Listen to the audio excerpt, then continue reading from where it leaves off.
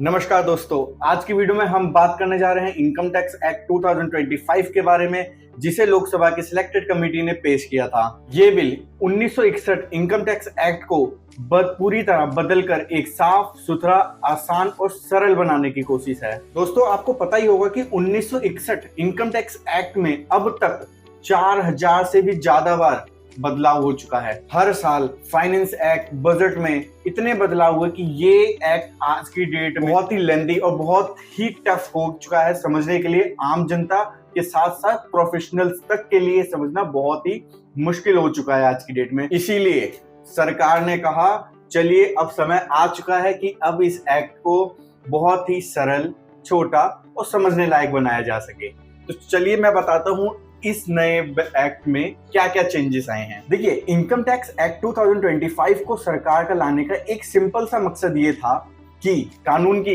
भाषा सरल करना, पुराने और बेकार प्रावधान हटा देना, टैक्स पेयर और प्रोफेशनल्स दोनों के लिए कंप्लायंस आसान करना, मुकदमे और लिटिगेशन कम करना।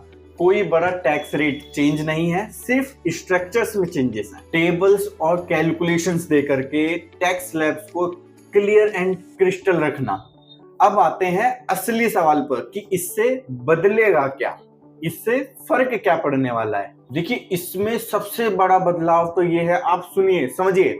1961 एक्ट जो था इनकम टैक्स का, उसमें अब तक इतने बदलाव, इतने चेंजेस हुए कि उसमें आज की डेट में 5 लाख से ज्यादा शब्द हो चुके थे, जो कि इनकम टैक्स एक्ट 2025 में ये 2.5 लाख के करीब में आ चुका है। मतलब समझ रहे हैं, इस एक्ट की कॉम्प्लेक्सिटी जो 5 लाख वर्डों को मिलाकर के बनी थी 1961 में, उसको एक सिंपल सरल समझने के लिए 2.5 लाख शब्दों में एक्ट कर दिया गया है। चैप्टर्स कम कर दिए गए हैं। पहले 47 के करीब में चैप्टर्स हुआ करते थे, जो कि आज की डेट में इनकम टैक्स एक्ट 2025 में केवल 23 चैप्टर्स देखने को मिलेंगे हमें। सेक्शंस कम होंगे। पहले 1961 एक्ट के अंदर 819 सेक्शंस हुआ करते थे, जो कि इनकम टैक्स एक्ट 2025 में केवल 536 सेक्शंस रह जाएंगे। टीडीएस टीसीएस में पहले 69 सेक्शंस हुआ करते थे और आज की डेट में केवल 13 सेक्शन, वो भी टेबल के फॉर्म में। सैलरी टैक्सेशन में क्या चेंज होगा? सैलरी, ग्रेचुटी, लीव इन एंकेजमेंट, पेंशन, ये सब एक ही चैप्टर के अंदर आ जाएंगे। एनजीओ, एनपीओज, प्रोविजंस में क्या चेंजेस आएंगे, ये सब पहले बहुत ही बिखरे हुए थे, जो कि अब बहुत ही साफ, सरल और कुछ ही चैप्टर्स में आपको बताए जाएंगे। रिडंडेंट प्रोविजंस हटाए जाएंगे, जैसे कि आपको पता होगा, जैसे फ्रिंज बेनिफिट टैक्स जो कि 2010 में ही खत्म हो गया था, सेक्शन 10A, ऐसे करके कई बहुत सारे प्रोविजंस हैं जो कि किसी का कोई मतलब नहीं है, उन्हें हटाया गया है। एक बहुत ही सिंपल कंसेप्ट लाया गया है, जो कि मतलब आम जनता के लिए था। प्रोफेशनल्स के लिए इसको समझना बहुत ही इजी था, कोई बहुत ज्यादा कॉम्प्लेक्सिटी नहीं थी। बट हाँ, आम जनता इसमें बहुत ज्यादा कंफ्यूज होती थी। नॉर्मल पब्लिक जो होती थी वो असेसमेंट ईयर और फाइनेंशियल ईयर, प्रीवियस ईयर में बहुत ज्यादा कंफ्यूज होती थी, जिसको कि आज की डेट में अब टैक्स ईयर के नाम से जाना जाएगा इस नए एक्ट में, जो कि आम जनता के लिए काफी राहत की बात है। उन्हें ज्यादा कंफ्यूजन नहीं होगी। राहत तो क्या ही है, बट आपको कंफ्यूजन नहीं होगी। अब मैं बताता हूँ फायदे। इससे फायदे क्या हैं? आसान भाषा, जिसे हर एक नॉर्मल टैक्स पेयर भी आसानी से अपने टैक्स के बारे में समझ सकता है और जान सकता है। कम उलझन, मतलब कम लिटिगेशन। सरल कंप्लायंसेस, मतलब एकदम simple compliance. TDS, TCS, salary जैसे चीजों के लिए एक सिंपल कैलकुलेशन और टेबल्स दे दी जाएंगी, जो कि बहुत ही इजी हो जाएगा सभी के लिए समझने के लिए। प्रोफेशनल्स का टाइम बचेगा, ऐसा गवर्नमेंट का कहना है, बट मैं नहीं मानता। उनका कहना है कि इस एक्ट से सीएस जो टैक्स प्रोफेशनल्स हैं, या फिर कोई भी जो भी टैक्स प्रोफेशनल्स हैं, उनका सबका समय बचेगा। बट देखते हैं इस चीज को, इस पॉइंट पे मैं एग्री नहीं करता। मुझे नहीं लगता, हो सकता है कि अच्छा होगा। ये ग्लोबल बेस्ट प्रैक्टिस है, जो कि बड़े बड़े विदेशों से, जैसे अमेरिका, यूके और दुबई जैसे जगहों से सीख लेकर के गवर्नमेंट ने इस एक्ट को बनाया है। अब बात करते हैं चुनौतियों के बारे में। हर सिक्के के 2 पहलू होते हैं, तो इसमें भी बहुत सारी चुनौतियां हैं।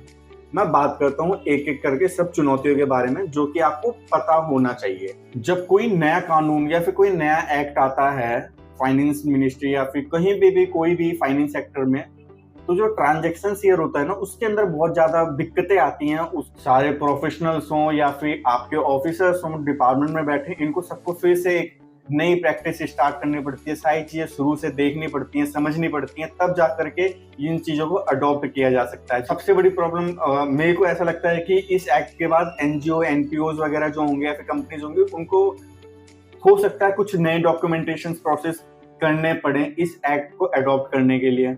सरकार ने कहा है कि टैक्स स्लैब्स जो होते हैं, टैक्स रेट्स जो होते हैं, उनमें कोई चेंजेस नहीं, बट छोटे छोटे चेंजेस भी बहुत बड़े सवाल और बहुत बड़ा टाइम खाते हैं, प्रोफेशनल्स का हो या गवर्नमेंट का हो, हर किसी का। तो ये कहना बेकार होगा कि हमने कुछ चेंज नहीं करा। छोटा सा चेंज भी बहुत बड़ा बदलाव रखता है फाइनेंस सेक्टर में। तो दोस्तों, इनकम टैक्स एक्ट 2025 एक बहुत बड़ा कदम लिया गया है सरकार की तरफ से। इसका सिर्फ एक मकसद है, सिंपल टैक्स, बेटर कंप्लायंस और लेस लिटिगेशन। लेकिन चुनौतियां भी कम नहीं, खासकर जब इसे 1 अप्रैल 2026 से लागू किया जाएगा। आखिर में लास्ट में मैं सिर्फ इतना ही कहूंगा कि सही या गलत अभी कह पाना बहुत ही मुश्किल है जब तक ये जमीनी स्तर पर नहीं आ जाता।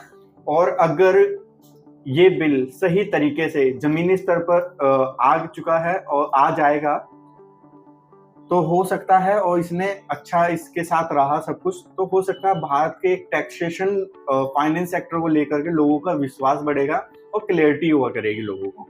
तो दोस्तों, अगर आपको लगता है कि ये वीडियो आपके लिए इंफॉर्मेटिव है तो मेरे चैनल को सब्सक्राइब करें, लाइक करें और शेयर करें, और कमेंट करके जरूर बताना कि आपको क्या लगता है कि इनकम टैक्स एक्ट 2025 क्या बदलाव लाने वाला है और आप इसको कैसे देखते हैं।